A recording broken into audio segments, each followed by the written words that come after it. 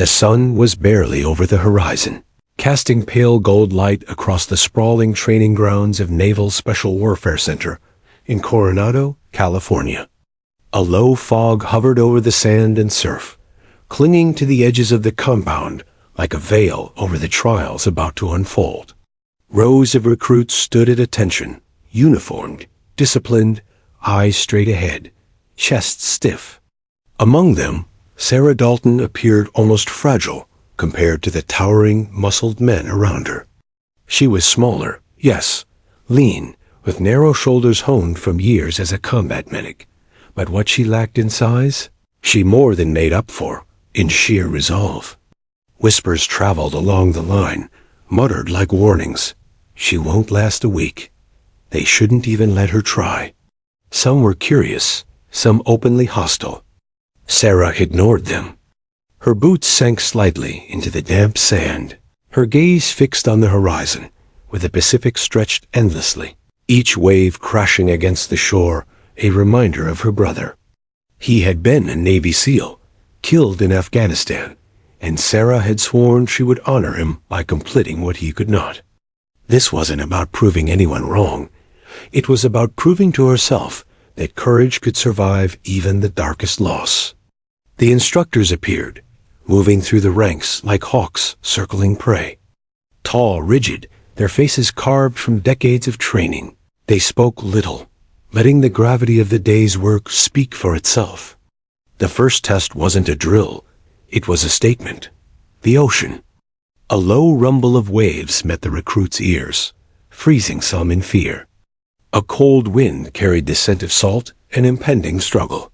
Sarah adjusted her uniform, took a deep breath, and felt a familiar knot of anxiety and anticipation in her stomach.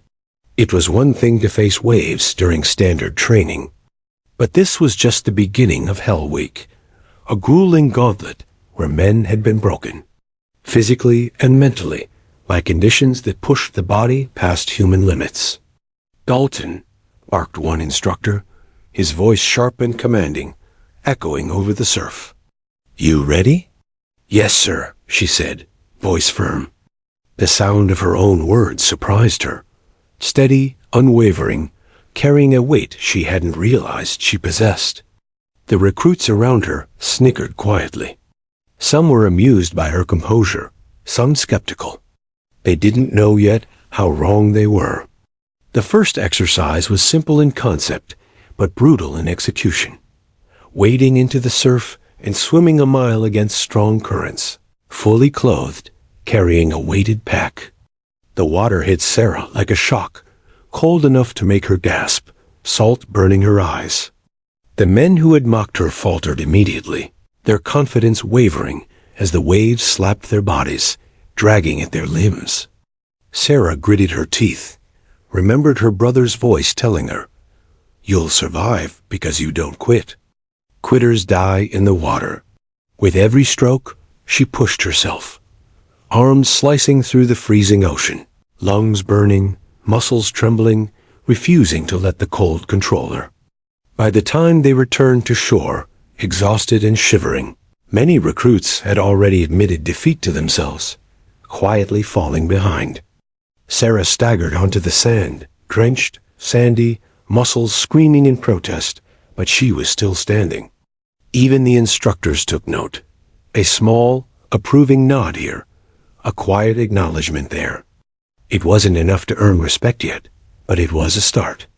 As the morning fog burned off, the sun climbed higher, casting long shadows over the compound. The recruits were led to the obstacle course, a maze of mud pits, rope climbs, and wall surges. Every movement was designed to break them, to strip away ego and expose weakness. Sarah approached the first wall, muscles tight, ribs aching from the impact of the waves. She hesitated only for a heartbeat, then launched herself upward, gripping the rope and pulling with everything she had. Her hands burned, raw from the friction, but she refused to let go. When she swung over the top, the men watching paused, some in disbelief, others in grudging admiration. Harris, the leader of a small clique of mocking recruits, sneered. "You're slow. Why even bother? His words were meant to sting, but Sarah didn't respond. She let her actions speak. She completed the course, timed only slightly slower than the fastest men, though every movement was deliberate, every breath controlled. She hadn't rushed. She had survived. And in this world, survival was everything. Lunch was a silent affair. The men kept their distance, and Sarah ate quietly, scanning the group, noting the dynamics, the alliances, the tension in every glance. She was an outsider, yes, but she was learning, observing. Patience was a weapon she wielded just as effectively as strength. The afternoon brought water drills in open surf. Waves slapped violently, carrying both exhaustion and salt into every crevice of bone and muscle. Harris and his crew tried to dominate the exercises, pushing and shoving anyone who lagged behind. When Sarah fell behind slightly during a particularly strong current, Harris leaned over and gave her a sharp shove. She stumbled but did not fall. He smirked, satisfied that he had unsettled her. What he didn't know, what no one knew, was that Sarah thrived in adversity. She adjusted her grip, squared her shoulders, and powered through the current with a rhythm that drew the attention of the instructors. By the time she reached the shore, she was gasping for air, muscles quivering, but there was fire in her eyes. Harris's smirk faltered. The whispers began. She's not just surviving, she's keeping up. The sun dipped lower in the sky, shadows lengthening across the sand. Recruits gathered for a final session, a grueling run up a steep bluff, carrying weighted packs, while the wind shredded their balance. Sarah felt every ache, every stab of fatigue, every burning in her legs and chest. But she ran. Every stride was measured, steady, fueled by determination and a memory that refused to let her quit. The summit of the bluff seemed miles away, yet with each step she pushed forward, refusing to be the one who fell short. When she reached the top, lungs heaving, sand caked to her uniform, sweat and salt mixing into grime on her skin, she paused only briefly. She looked down at the men struggling behind her, some panting, some falling, some turning back. She felt no triumph, no satisfaction, only focus. Only the knowledge that she had survived, and tomorrow would demand more. As the evening settled over Coronado, the fog returning from the ocean, Sarah sat alone by the pier, watching the waves crash. Her brother's memory whispered in the wind. "You've got this, Sarah. Don't quit. Finish it." She closed her eyes for a moment, letting the cold breeze wash over her, feeling the ocean like an old friend. The others would mock, underestimate, and challenge her. But she was ready. Tomorrow, Hell Week would test her again, and she would endure. The next morning, Coronado was gray and restless, the sky heavy with clouds that threatened rain, but delivered only a chilling wind. The recruits assembled on the beach, uniforms drenched from sweat and salt water, faces etched with fatigue. Sarah Dalton's ribs still ached from the previous day's surf drills, every breath a reminder of the body she was pushing to its limits. The men around her grumbled, voices rough and bitter from exhaustion. Some whispered, "She'll break today." Others sneered openly. Harris was among the worst.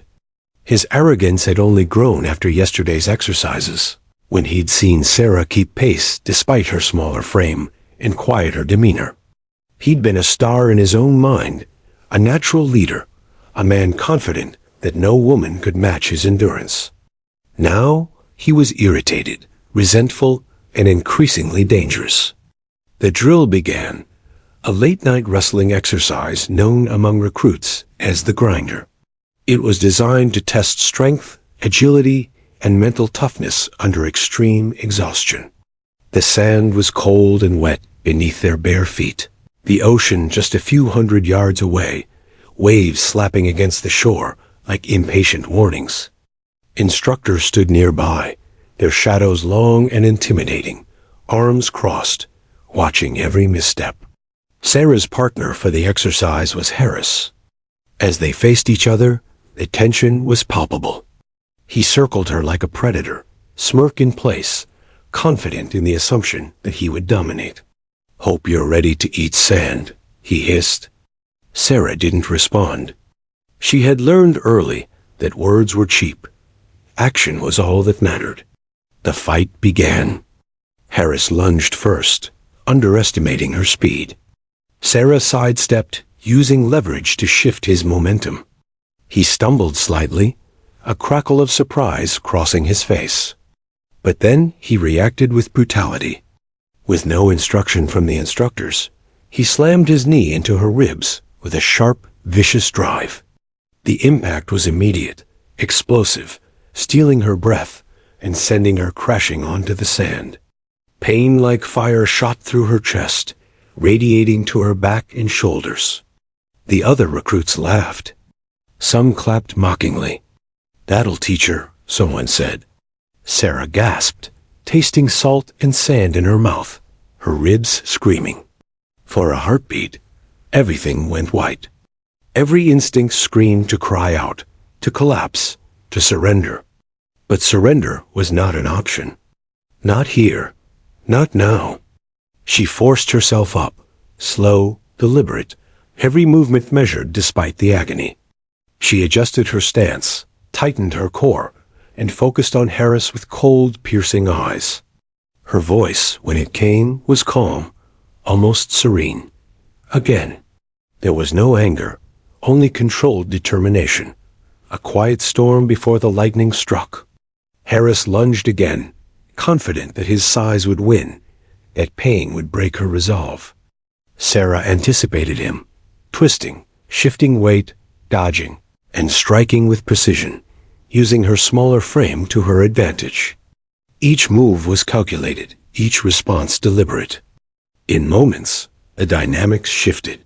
Harris was off balance. His overconfidence was his weakness.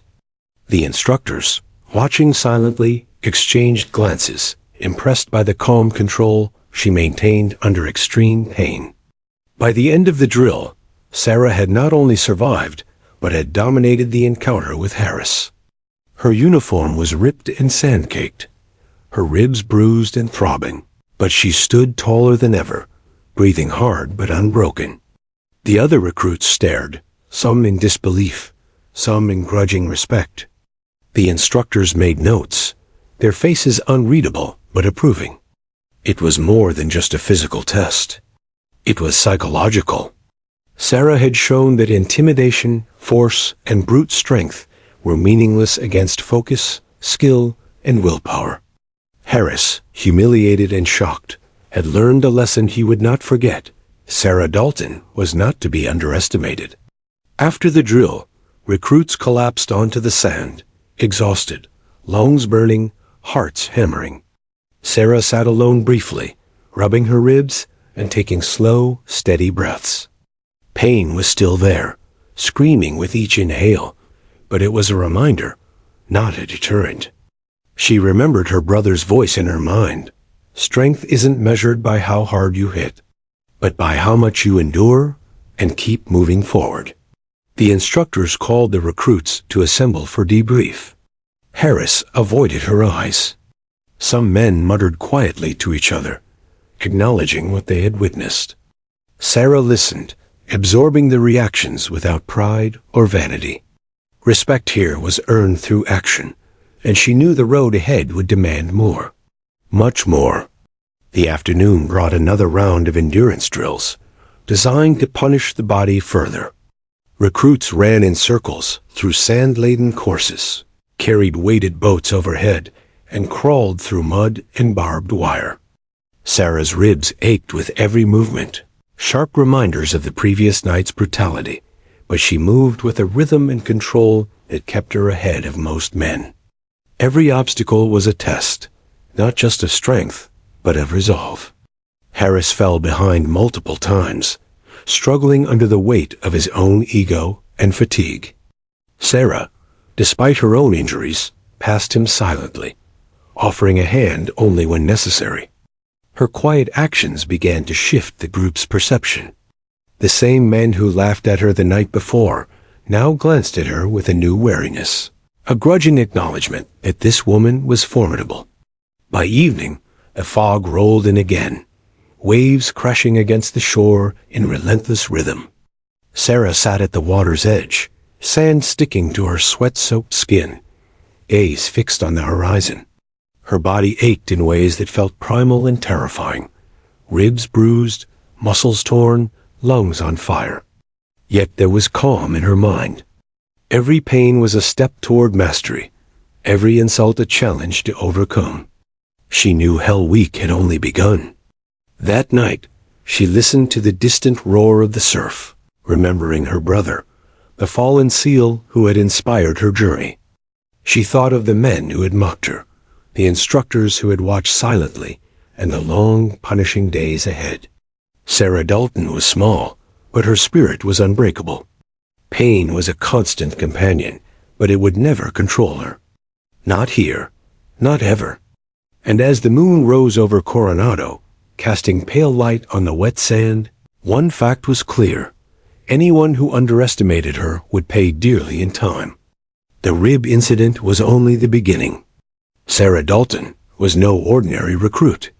She was a force of will, a storm in human form, and the men around her were about to learn, the hard way, that courage could not be measured by size, only by resolve.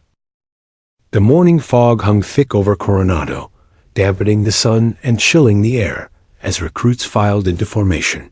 Every face told the story of exhaustion. Eyes rimmed with red, bodies stiff and trembling from relentless days of training.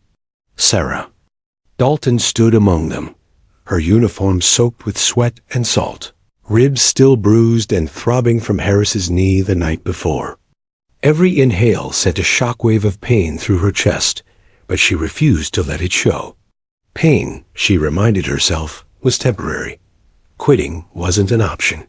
The first drill of the day was deceptively simple, a timed run along the coastline, with weighted packs that added 50 pounds to each recruit's burden. The waves lapped lazily against the shore, their deceptive calm a cruel contrast to the storm within every trainee's muscles. Sarah adjusted the straps of her pack, her shoulders stiff, her back aching, and started running. Her lungs screamed, every breath a knife through her bruised ribs. Yet she pressed on, stride steady, mind focused. She was a shadow among giants, moving silently yet deliberately. Behind her, Harris struggled to maintain pace, his arrogance replaced by the creeping realization that Sarah might not only match him, she could surpass him. He stumbled, cursed under his breath, and Sarah, without slowing, offered a hand. He hesitated, pride warring with survival instinct, but finally allowed her to steady him. It wasn't charity. It was a calculated choice to finish the drill. The other recruits began to notice, whispers threading through the line. She's helping, but she's still keeping up. After the run, the team faced the obstacle course again, this time with added challenges. Mud pits deeper than before, walls slick with condensation, and ropes fraying under relentless tension. Sarah approached the first obstacle, a steep vertical rope climb, and grimaced as her ribs protested. Every pull, every twist sent jolts of agony through her torso. She paused for a heartbeat, inhaled sharply, and then surged upward. Her hands burned, the rope cutting into her palms, but she refused to fall. Halfway up, Harris called out mockingly, "Need a hand, Dalton? Or are your ribs too broken?" His tone was derisive, meant to provoke, meant to humiliate. Sarah ignored him, focusing on the rhythm of her ascent. One hand, then the other, up, up, up, up. She reached the top and swung over the edge, landing lightly on the sand below, chest heaving, pain radiating, but unbroken. The instructor's eyes followed her, a mix of surprise and approval flickering across their faces. Next came the mud crawl. The cold, sticky mud clung to her skin and uniform, weighing her down, infiltrating every crease of muscle. She moved methodically, elbows digging in, chest scraping the ground, the ache in her ribs sharp with every push. Around her, others groaned, some giving up mid-crawl, crawling backward to retreat from the instructor's watchful eyes. Sarah didn't stop. She refused to stop. The mud was a reminder that discomfort was constant and endurance was survival. By midday, the recruits were sent into the surf again for the infamous log carry, a grueling exercise where two men had to carry 100-pound log across the beach in tandem, then rotate positions without dropping it. Sarah's ribs screamed. With each lift, yet she gritted her teeth and hoisted her half of the log, matching the rhythm of her partner. Even Harris struggled beside her, his strength waning under the combined weight and his own exhaustion. Sarah kept pace effortlessly, adjusting slightly to compensate for his faltering. Without a word, she guided them both forward, silently asserting authority through action. Lunchtime offered no respite. The recruits were allowed to sit for 10 minutes, eat cold rations, and drink sparingly before being called back into formation. Sarah sat quietly, her ribs throbbing, muscles trembling, yet she didn't complain. Around her, men muttered about the unfairness of the exercises, about the impossible expectations, about her, the small, quiet woman who seemed to absorb pain as though it were nourishment. Some glanced at her with a mix of admiration and disbelief. One whispered, "She's insane, but she's not breaking." The afternoon brought water drills again. The instructors herded the recruits into the surf, forcing them to swim against the incoming tide while dragging heavy, waterlogged dummies. Panic and fatigue caused some to flounder immediately, but Sarah plunged into the cold waves without hesitation. Each stroke was agony. Salt burned her eyes, her lungs screamed for air, and her ribs throbbed like molten steel. Yet she surged, forward, methodical and relentless, keeping herself and her struggling partner afloat. When Harris fell behind again, flailing, Sarah grabbed his arm and steadied him. "Keep moving," she urged, voice calm but commanding. He sputtered, wet and gasping, yet obeyed. The instructors watched silently, noting the remarkable poise she maintained under extreme fatigue and pain. Slowly, the dynamic within the group began to shift. Sarah was no longer the outsider, the anomaly, the easy target.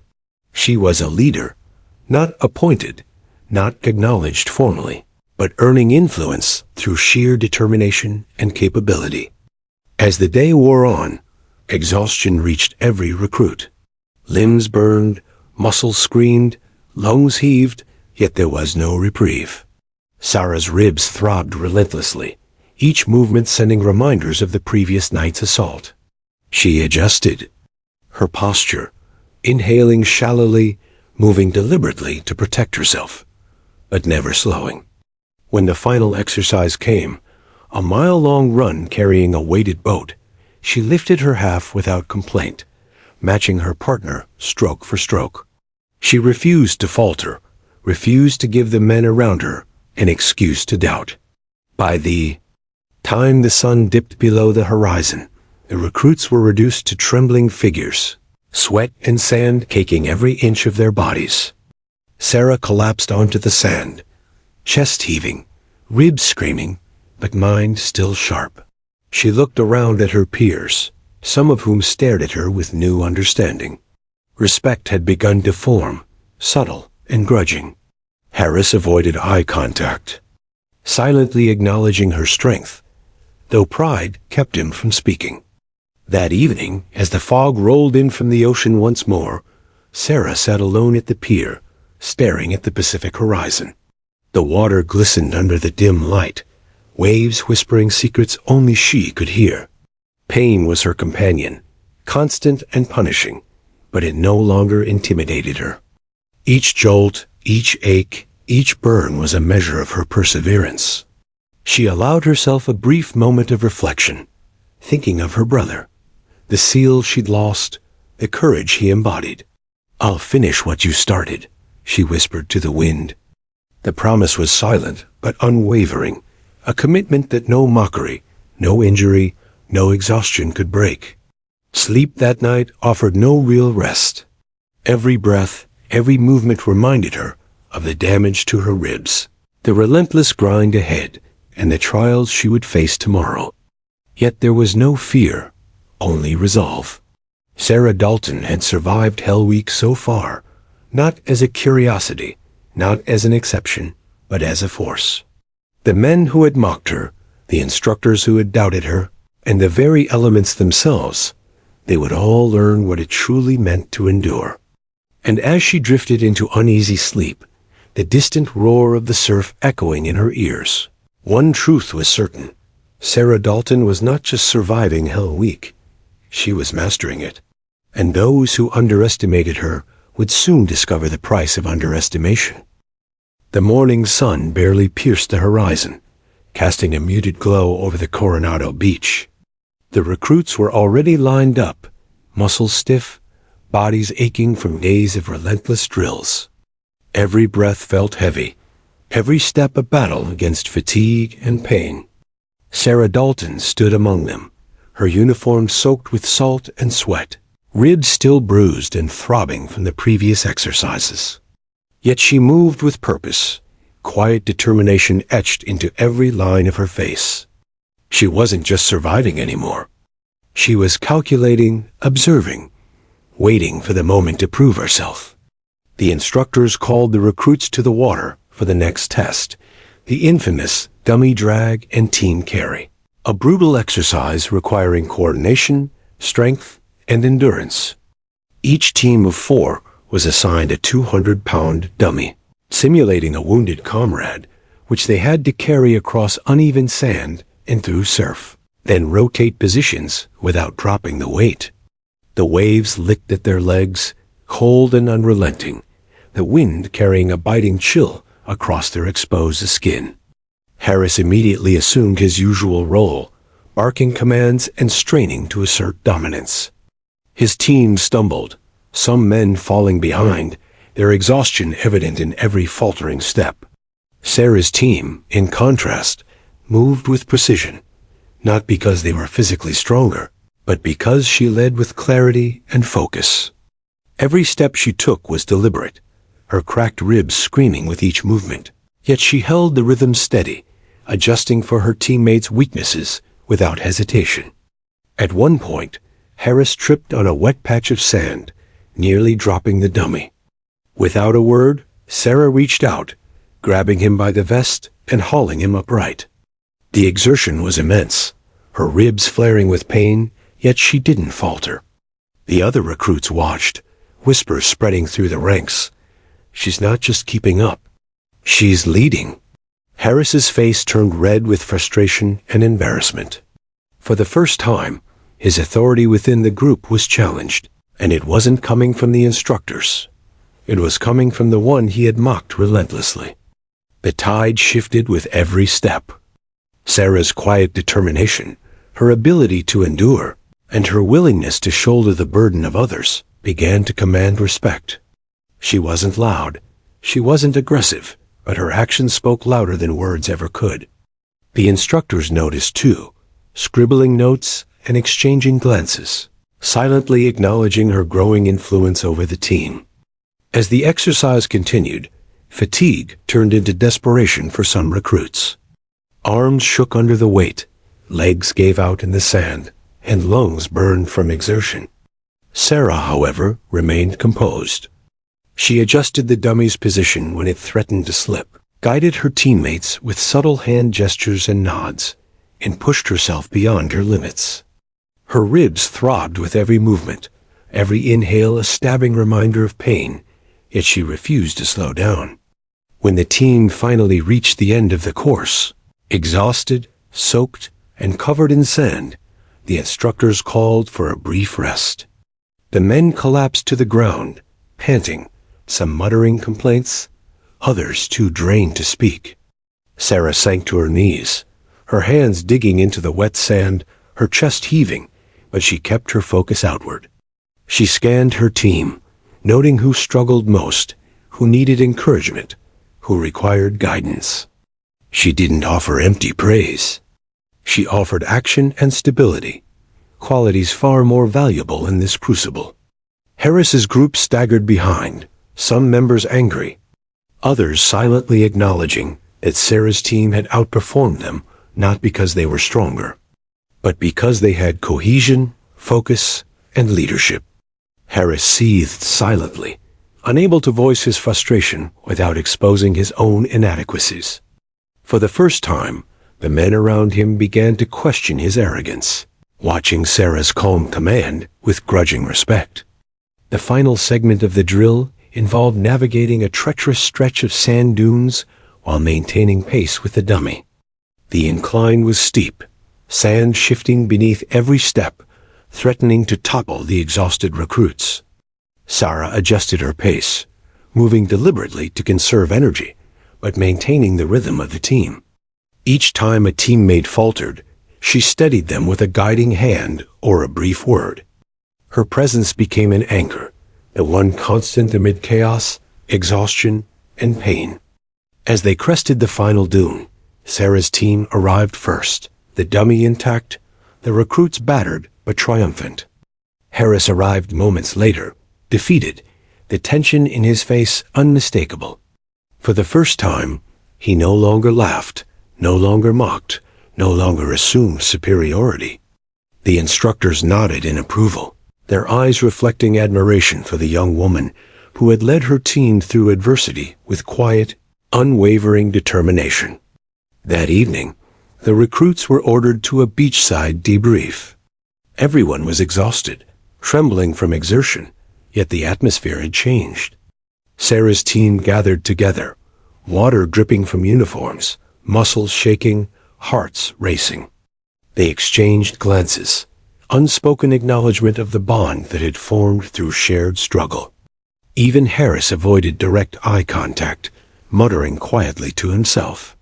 Sarah, meanwhile, sat alone briefly, letting the cold wind wash over her as she reflected on the day. Pain still radiated from her ribs. Muscles ached in ways that made simple movements excruciating, and exhaustion weighed heavily on her mind. Yet there was pride, not arrogance, not boastfulness, but the quiet satisfaction of endurance. She had led. She had carried more than just a dummy. She had carried the morale, stability, and focus of her team. The waves crashed rhythmically against the shore, a steady, unyielding presence. Sarah watched them, her mind drifting to her brother, imagining him standing beside her, approving, proud. She whispered into the wind, "I'm doing this, for both of us." The ocean responded with a gentle hiss, as if acknowledging her determination. By nightfall, the recruits returned to their bunks, muscles trembling, lungs burning, yet the energy around the compound had shifted. Sarah was no longer just the small, underestimated recruit. She was a presence, a leader forged not by size or bravado, but by resilience, endurance, and the courage to carry others, even when every part of her body screamed to quit. Harris, silently nursing his pride, realized that mockery and intimidation were meaningless against the unyielding force that Sarah represented. And the rest of the team, previously skeptical, now looked to her for guidance, support, and stability. Respect had begun to form, subtle, unspoken, but undeniable. As Sarah lay in her bunk that night, every inch of her body screaming from exertion, she knew the real test was yet to come. Today had been a victory, but tomorrow promised even more relentless challenges. The path to becoming a Navy SEAL was far from over. And yet, despite the pain, the exhaustion, and the mockery that still lingered, Sarah felt a quiet certainty in her chest. She could endure anything, because she had survived the worst the team could throw at her.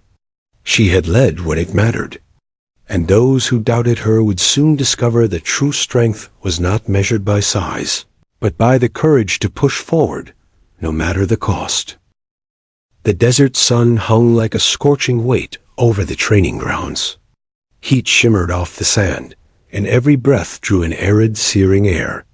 The recruits were already on edge, bodies screaming from the past day's relentless drills, minds fraying at the edges. Sarah Dalton's ribs throbbed with every step, muscles still stiff from the previous day's water and sand exercises. Yet she moved with the same deliberate focus that had carried her through the ocean drills and obstacle courses. Her mind was a weapon as much as her body. Harris had not forgotten the embarrassment from the previous day. His pride, bruised by being outperformed by someone he considered weaker, simmered beneath his glare. He stalked the desert course like a predator, scanning for any opportunity to assert dominance, to reclaim his sense of superiority. Sarah sensed the tension immediately, not from fear, but from instinct honed over years of training. She knew a confrontation was inevitable. It began subtly. During land navigation drills, Harris elbowed her deliberately while passing, a shove that could have knocked her off balance. Sarah barely faltered, but the action was noted by others. Murmurs rippled through the group. He's testing her. The trainers, ever observant, didn't intervene, letting the recruits manage themselves. This was as much a test of psychological endurance as it was of physical skill. Finally, Harris could contain himself no longer. He confronted her on the edge of a dry riverbed, heat rising, anger coiling like a spring. "You think you're better than me?" He spat, voice hoarse from exertion. "You're nothing here, Dalton. Just a freak who got lucky." His words were meant to provoke, to intimidate. Sarah's response was measured, controlled. "You're exhausted. Focus on finishing the course instead of trying to break me," she said calmly, voice steady despite the heat and pain. Harris's chest heaved with frustration. His eyes narrowed. He took a step forward, fists clenching. The shove came first, meant to topple her. Sarah anticipated it. She shifted her weight, grabbed his wrist, and used his momentum against him, spinning him slightly off balance. Her ribs screamed with the movement, but her focus never wavered. Harris stumbled, tried to recover, and swung his other arm. Sarah blocked, rotated, and swept his legs in a move practiced countless times in training, precise, efficient, devastating in its simplicity. Harris hit the sand, face down, chest heaving, eyes wide with disbelief. Sarah knelt briefly, not pressing down aggressively, but keeping control with a knee lightly on his back, enough to assert dominance without causing injury. "You're done," she said simply, calm, unshakable. A stunned silence fell over the observing recruits. Some mouths hung open, others' eyes wide. Even the instructors paused, watching the display of controlled skill and physical intelligence. Harris, pride shattered but physically unharmed, struggled to comprehend what had happened. For all his strength and arrogance, he had been outmatched, not through sheer power, but through precision, anticipation, and calm under pressure. Sarah released him after a moment, standing tall, chest heaving from exertion, ribs burning with pain. Harris scrambled upright, anger replaced by grudging acknowledgement. He didn't speak. Words could not undo the lesson he had just learned. She was not a target, she was not weak, and she was far from ordinary. The rest of the recruits watched, the dynamic in the desert course shifting instantly. The whispers had changed. Admiration now threaded through the lines. Respect born from seeing a woman not just survive, but dominate. The men who had doubted her now hesitated, unsure how to challenge someone who combined mental acuity, combat skill, and sheer endurance so seamlessly. The instructor stepped forward, finally breaking the silence. "Lesson learned," one said quietly, a faint smirk on his sunburned face. No further explanation was needed. Sarah nodded, letting the moment settle. She didn't gloat, didn't smile triumphantly. Her focus remained on the course ahead, on the exercises yet to test her resilience, on the long path to becoming a SEAL. The rest of the day's drills became exercises in cohesion, precision, and endurance. The team moved differently now, subtly influenced by Sarah's presence. She guided without speaking, adjusted positions, corrected postures, and encouraged without words. The men who had mocked her before now followed her lead instinctively, aware that she had proven herself in the crucible of direct conflict. Harris, meanwhile, kept his distance, his pride intact but his attitude tempered. He muttered under his breath, caught between resentment and reluctant respect. For the first time, he saw Sarah as an equal, perhaps more than that, someone who could carry the weight of the group, not just her own.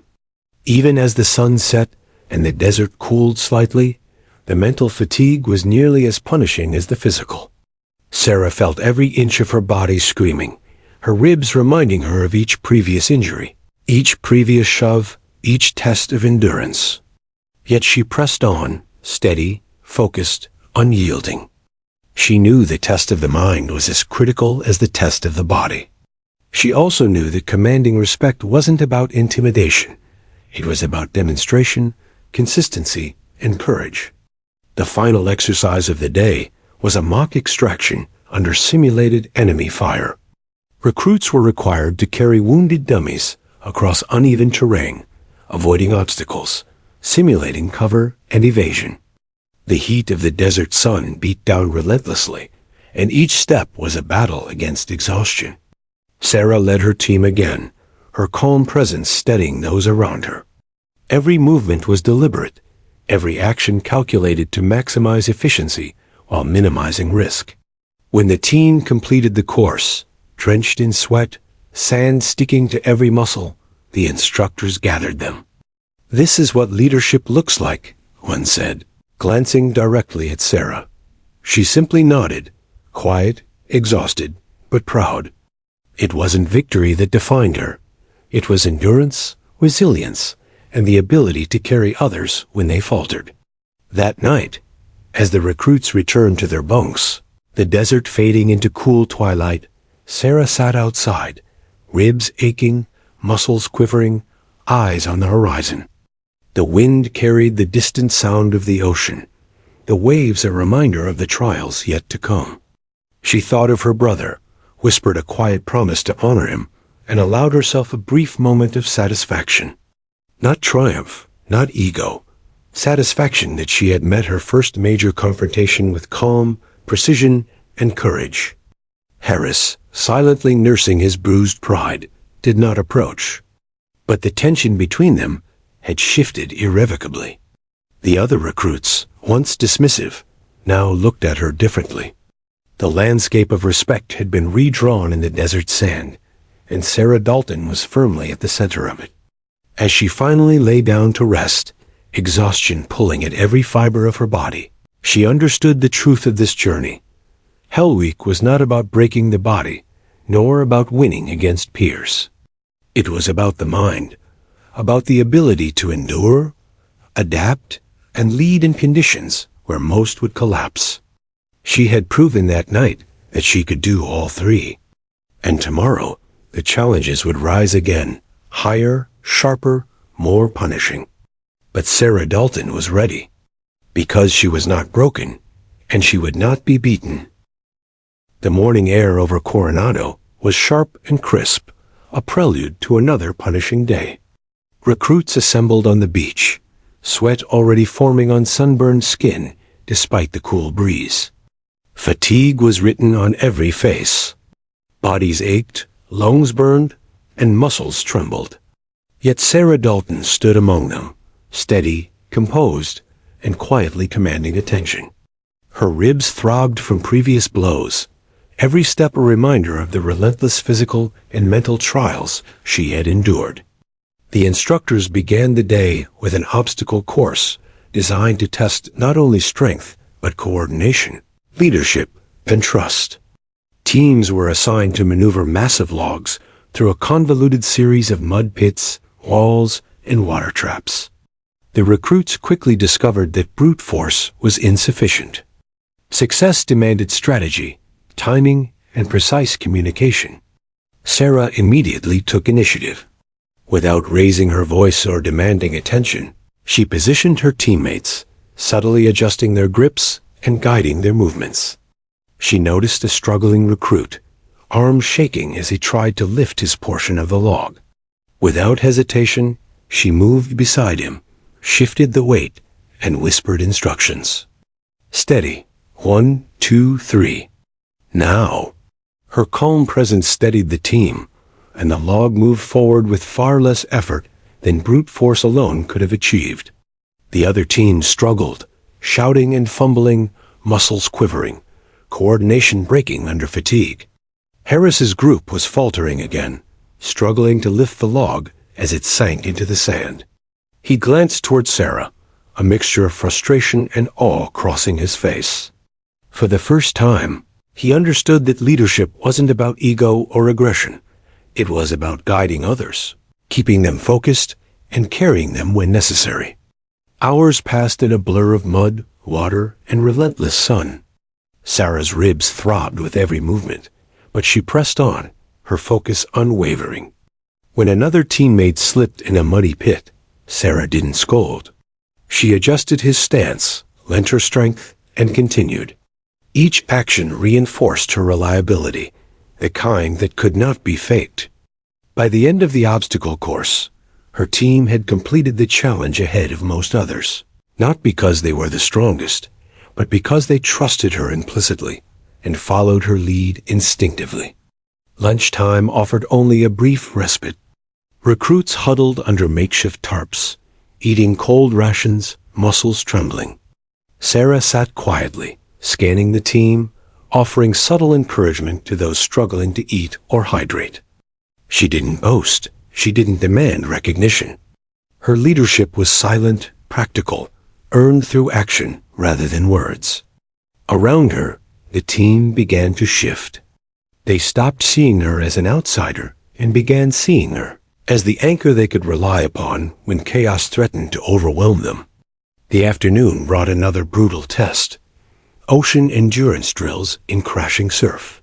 Recruits were required to swim long distances, dragging heavy dummies through currents and waves, testing lung capacity, stamina, and mental toughness. Panic and exhaustion struck quickly, some faltering immediately, floundering under the relentless push of the Pacific. Sarah dove into the surf first, the cold water shocking her already strained muscles, salt stinging her bruised ribs. Her arms cut through the waves, legs pumping steadily, breathing controlled despite the pain. When a teammate began flailing in the water, panic overtaking him, Sarah reached him instantly, guiding him, stabilizing him, and maintaining momentum. She did not shout. She did not scold. She simply acted. Her actions restored order and confidence, the quiet authority of someone who had already endured and mastered far worse. Harris watched from behind, struggling against the waves, and for the first time, he was forced to confront the reality that his arrogance had been misplaced. Sarah's calm control, her ability to endure and guide under extreme conditions, had earned her more than grudging respect. It had earned trust. As the day dragged on, one grueling exercise after another, Sarah's team grew tighter.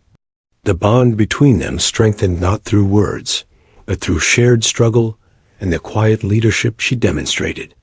When a recruit faltered, she supported him.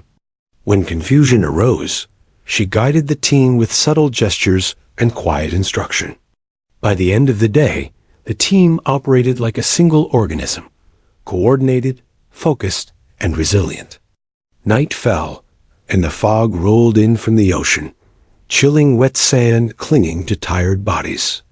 Sarah sat on the beach alone briefly, chest heaving, ribs pulsing with pain, muscles screaming in protest. She watched the waves, silent and methodical, and allowed herself a brief reflection. The day had tested endurance, leadership, and trust. She had guided others through fatigue, fear, and failure. She had earned their confidence, not through force, not through words, but through consistent, unyielding action. Even Harris, seated a few meters away, could not deny the truth. He had once mocked her, assumed she would break, assumed she would falter. Now, he quietly acknowledged her capability, her authority, and her influence over the group. Respect was no longer optional. It was necessary. The instructors called the recruits to assemble for a debrief, their expressions unreadable but approving.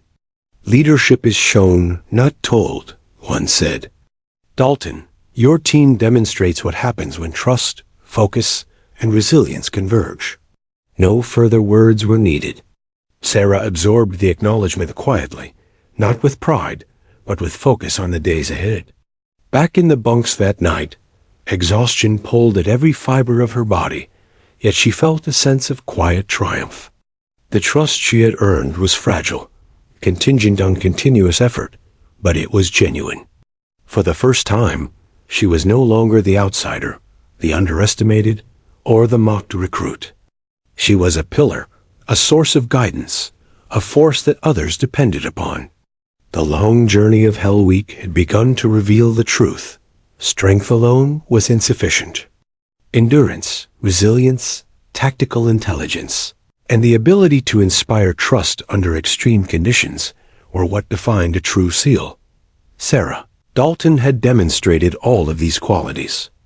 As she lay on the sand outside her bunk, listening to the distant crash of waves and the murmurs of other recruits settling in for restless sleep, she whispered a quiet promise to her brother.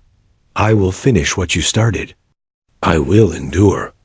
I will lead. And I will never break." The wind carried her words out to the ocean, a silent acknowledgement of her resolve, her courage, and the bond forming between her and her team. Tomorrow would bring new challenges, more pain, more tests. But Sarah Dalton had earned something invaluable: the trust of her peers, the respect of those who doubted her, and the undeniable truth that courage and leadership were forged in the fire of adversity.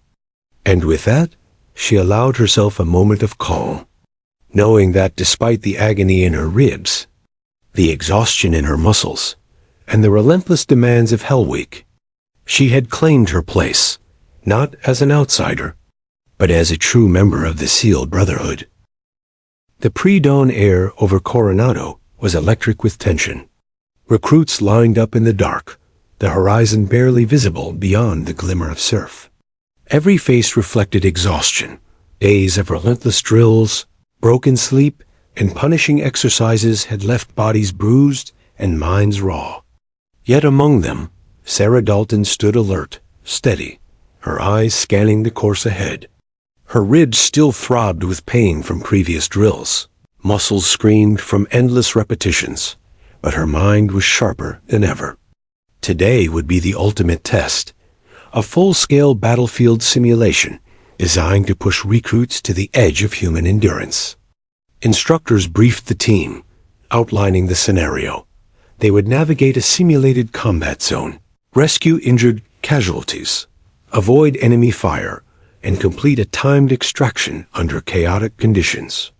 Every move would demand coordination, leadership, and rapid decision-making. Many recruits groaned at the complexity and intensity. This was the crucible that separated the strongest from those who would break. As the exercise began, chaos erupted immediately. Smoke bombs ignited, obscuring vision. Explosions boomed in the distance. Simulated gunfire cracked through the air, sharp and disorienting. The sand shifted beneath their boots, uneven terrain challenging every step. Panic flared in some recruits, hesitation in others. Sarah's team, however, moved with remarkable cohesion. Her calm presence guided them, her voice cutting through the chaos. "Stay low. Follow me. One at a time." Early in the simulation, a teammate was injured, collapsing under the weight of a heavy pack. Without hesitation, Sarah sprinted through the chaos, dodging debris and fire to reach him.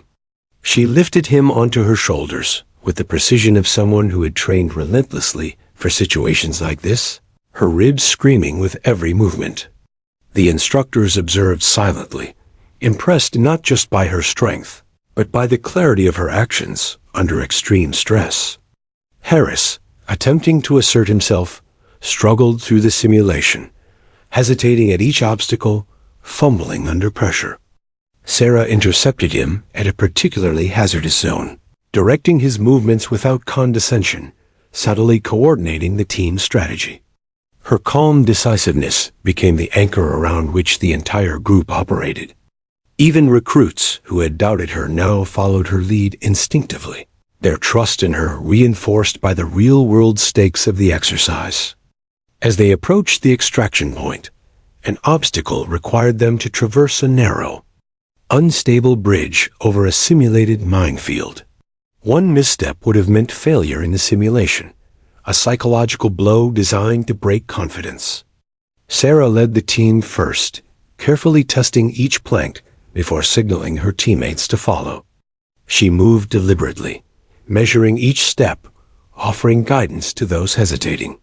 Her quiet confidence inspired others to move with composure, even under fear and pressure. Midway across, a sudden explosion of smoke and noise startled the group. A teammate froze in panic, losing balance. Without hesitation, Sarah grabbed his arm, steadying him, and shifted her own weight to maintain balance. Her ribs flared with pain from the sudden movement, but she did not falter. Every action was calculated, every decision precise. The team crossed the bridge intact, unscathed in simulation, a testament to her leadership.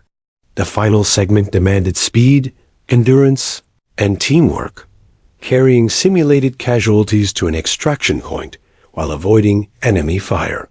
Exhaustion clawed at every recruit. Muscles burned, lungs heaved, bodies trembled with fatigue. Sarah took the lead, adjusting their formation to maximize efficiency while minimizing risk. She offered subtle encouragement to those struggling, redistributed weight, and maintained pace.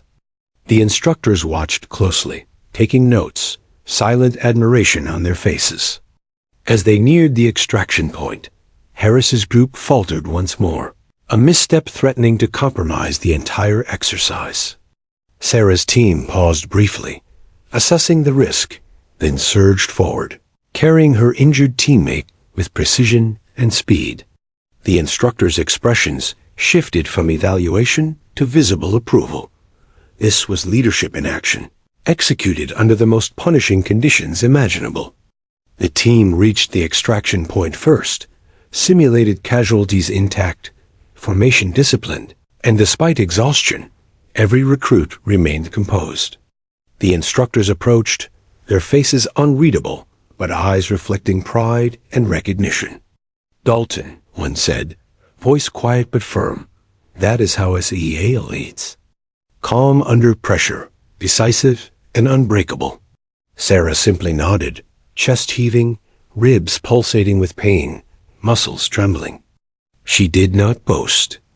Her satisfaction was quiet, internal. The validation came from action, not praise. The other recruits, previously skeptical, now looked at her with genuine respect. Some approached hesitantly, offering quiet acknowledgement. Harris, silent, finally nodded, the arrogance replaced by recognition of her skill, strength, and mental fortitude. She had not only led her team to success, but had done so under conditions designed to break even the most hardened recruits. Later, as the recruits returned to their bunks, exhausted beyond words, Sarah walked alone to the water's edge. The night was calm, the ocean reflecting moonlight like a mirror. Pain throbbed through her ribs with every step, every breath, yet she felt a sense of clarity, of accomplishment that transcended fatigue. The day's trials had tested her body, her mind, and her ability to lead. She had passed. The wind carried memories of her brother, and she whispered into the night, "I'm doing it, for both of us. I will finish this. I will endure. I will lead." The ocean seemed to answer, waves lapping against the shore rhythmically, as if acknowledging her resolve. Instructors reviewed the day's performance, praising the teens for completion, but singling out Sarah's leadership as exemplary. Her team had not only survived the simulation, but had thrived under pressure, executing tasks with precision, coordination, and composure. For the first time, her abilities were recognized not as anomalies or surprises, but as hallmarks of excellence, a young SEAL candidate proving her place among the elite. The night brought little rest. Exhaustion clung like a heavy blanket. Muscles screamed and ribs throbbed. Yet Sarah lay awake, reviewing every decision, every movement, every success and mistake. She analyzed her team's performance, considered improvements, and mentally prepared for the trials yet to come. This was not the end, not even close. But she had proven herself under the most extreme conditions so far. Tomorrow would bring the final evaluations, the culminating tests that would determine who could survive Hell Week intact. Sarah Dalton's mind and body were battered, but her spirit remained unyielding. Her leadership had been tested and validated, her courage proven under fire, and her skill undeniable. She had endured what others thought impossible, carried her team when they faltered, and faced fear without hesitation. And as she finally closed her eyes, letting the rhythmic crashing of waves lull her into a fitful rest, she knew one truth above all. The SEAL Brotherhood did not judge by size or gender, by arrogance or ego. It judged by courage, endurance, and the ability to lead under fire. And Sarah Dalton had passed every measure with relentless, unshakable precision. The dawn broke over Coronado with a pale light, casting long shadows across the sand and surf. Hell Week was nearly over. The recruits lined up for the final evaluation, bodies battered, muscles trembling, and minds stretched to their absolute limits. The weight of exhaustion pressed heavily on everyone. Some hunched forward, others swayed slightly as they shifted their weight from foot to foot.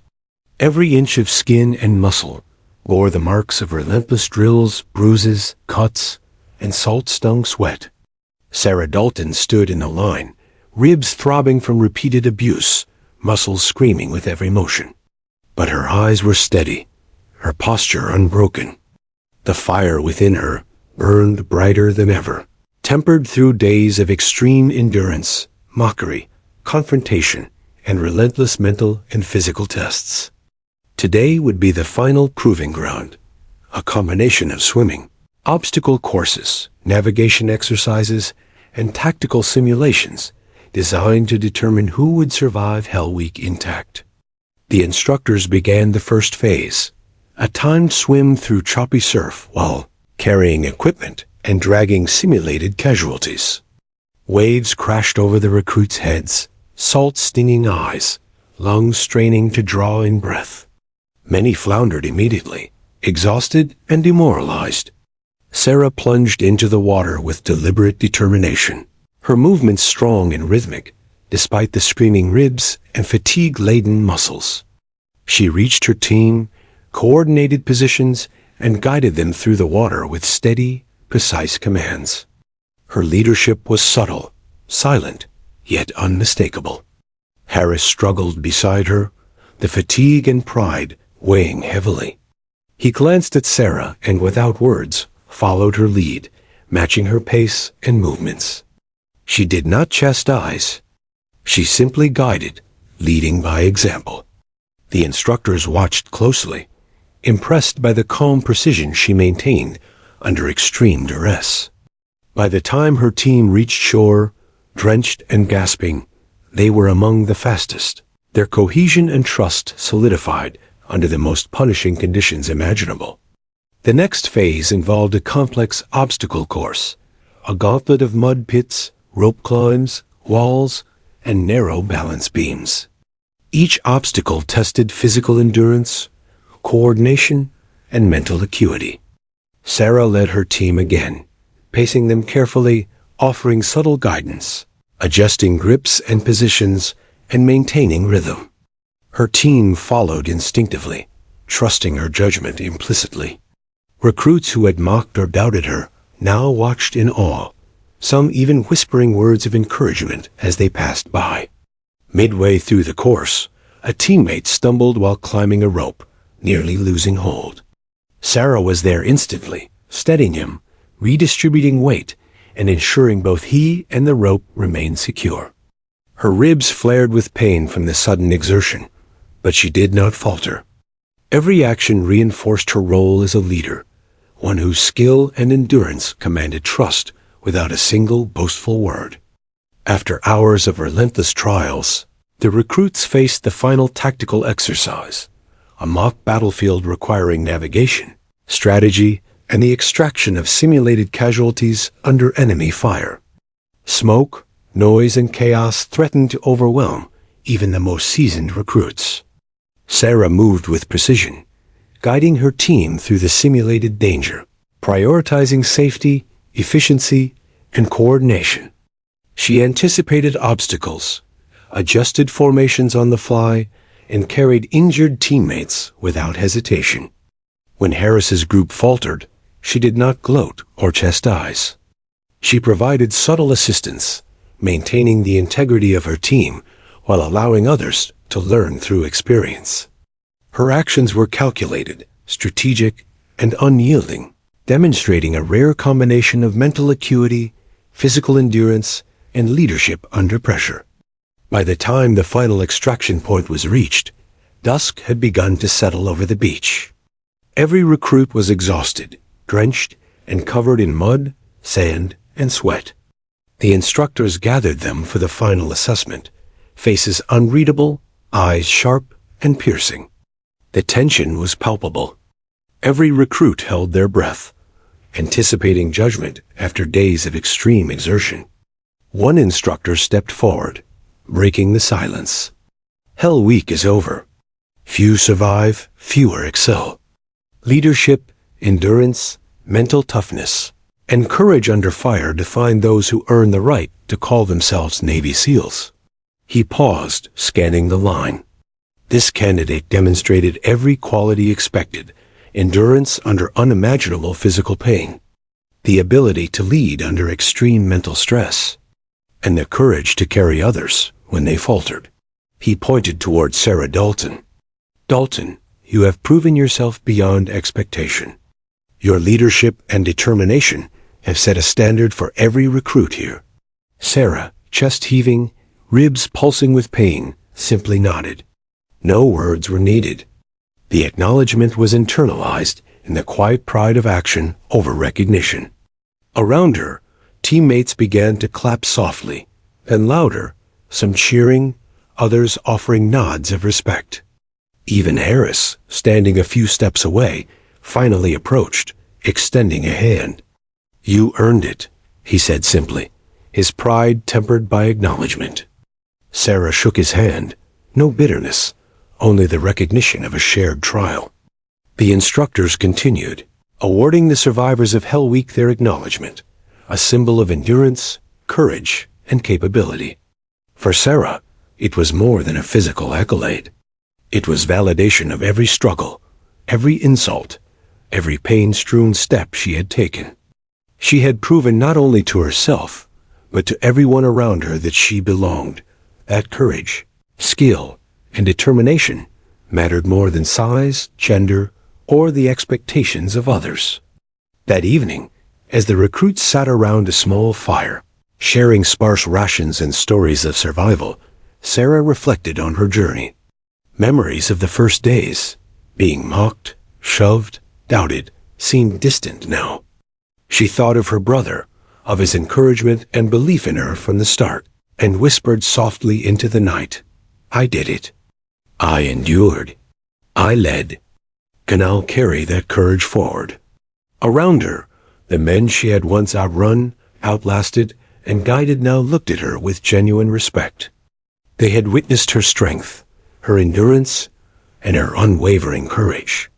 No longer the underestimated recruit, she had become a leader, a symbol of perseverance, and an undeniable part of the SEAL Brotherhood.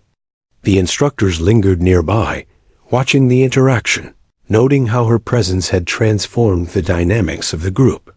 Sarah's leadership was quiet, unassuming, yet absolute. She had led not by intimidation or force, but through demonstration, guidance, and consistent excellence under extreme adversity. As night deepened, Sarah walked alone to the water's edge, the waves reflecting the moonlight like a mirror to her journey. Pain throbbed through every muscle, every rib, yet she felt a deep satisfaction, not in victory, not in recognition, but in the knowledge that she had endured, allied, and earned her place. She had faced every challenge, every doubt, and every test, and had emerged unbroken. The ocean whispered around her, a constant, steady presence that mirrored her own resolve. Sarah Dalton, once mocked, underestimated, and doubted, now stood as a testament to courage, endurance, and the power of quiet leadership. She had earned her place in the brotherhood, proving that true strength lies not in size or pride, but in the unwavering courage to endure, to lead, and to rise above every challenge. And as she gazed at the horizon, moonlight shimmering over the water, she knew this was only the beginning. Hell Week had tested her body and mind, but it had also revealed her spirit unbreakable, unyielding, and ready for whatever trials lay ahead. For Sarah Dalton, the journey of endurance had forged not just a SEAL candidate, but a leader, a warrior, and a symbol of unwavering courage. The story of the small, underestimated recruit who endured, led, and conquered would echo through Coronado long after the waves carried away the last traces of sand and sweat, a story of resilience, determination, and the unshakable power of human will.